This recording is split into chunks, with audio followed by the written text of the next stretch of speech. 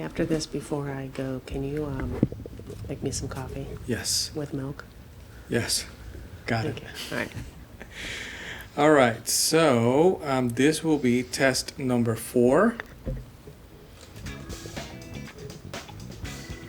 We're trying this out. This is our 4th test, and we have the question right there. Okay. Can All right. So, you- Arturo, I would love to ask you a question. I bet you would. Yeah. Okay. Is it number 4? Yes. This is therapy wisdom at home. Okay. So what's one principle from Gottman, and we're not going to explain Gottman, but they very briefly big into marriage and relationship stuff, or ACT, which is acceptance commitment therapy, which I really like a lot of their stuff. Well, you're certified.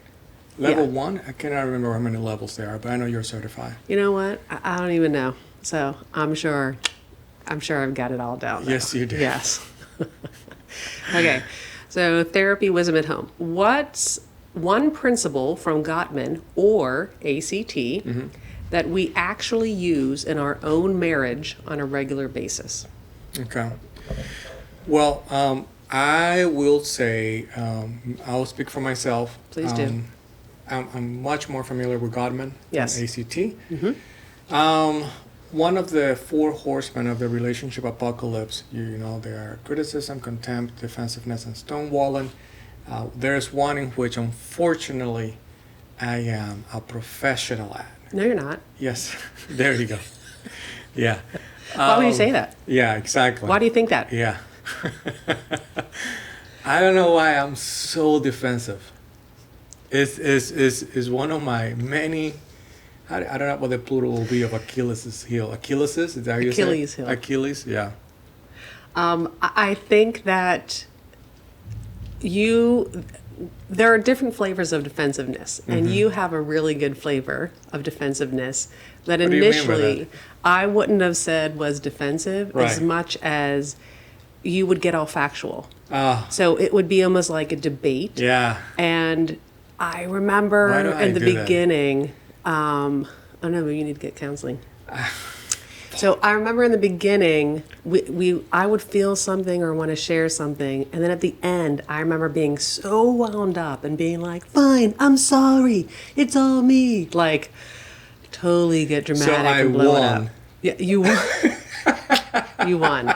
And you know, so many people fall in love over Yeah. being right in a relationship Oh and my winning. God. So, that was terrible. but I think then my reaction to your defensiveness is then I would get defensive. Right, So then we right. would have 2 defensive people, Yeah. and it was lovely. Yeah. Yeah.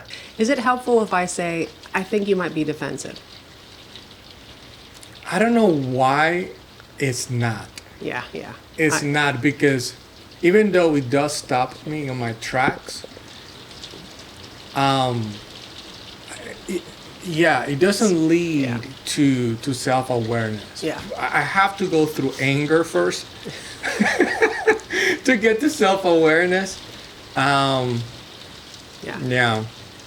I think it's better for us to check in and go, how are we doing? How's this conversation going? Yeah.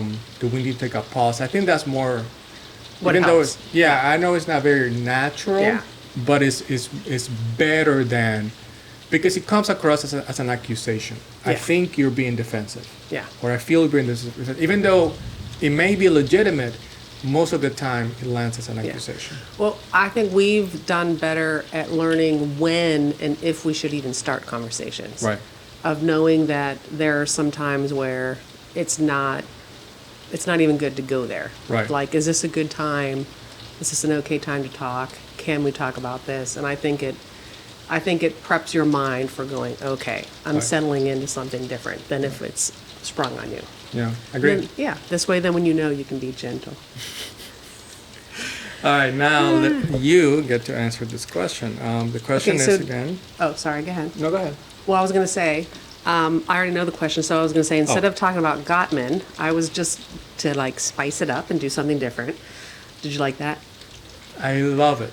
Okay, so looking at these videos, I realize I talk a lot with my hands and You you do. do not. So I'm trying not to be self-conscious but I'm also trying to be myself, so it's a little weird. Like I can feel my movements. Be yourself. Okay, all right. So I will go with ACT, acceptance commitment therapy. Mm-hmm. And one of the things that I like about it is they have this model of basic things. If you would funnel your thoughts or what happens, and sometimes like no matter how it passes through the funnel, it's going to end with something. And one of the thoughts that sometimes I struggle with, kind of my schemas, or one of those thoughts that it always funnels down to, is either I'm not doing enough or they don't care. Like I'm not cared for. And when you say schemas, you mean those are like thoughts that you have already.